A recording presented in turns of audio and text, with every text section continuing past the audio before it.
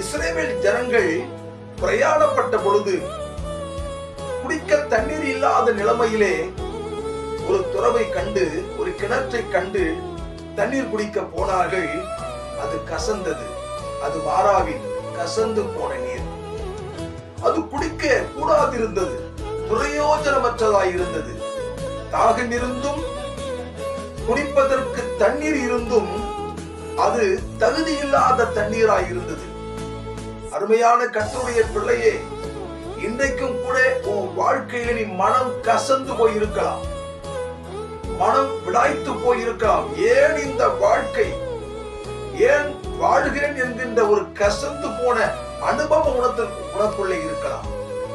மாறாவின் தண்ணீரை மதுரமாய் மாற்றி மக்களை குடிக்க செய்த தேவன் இன்றைக்கு உன்னுடைய வாழ்க்கையும் மதுரமாய் மாற்றி உன்னை சந்தோஷமாய் வழிநடத்த தேவனுக்கு முடியும் என்பது லேசான காரியம்.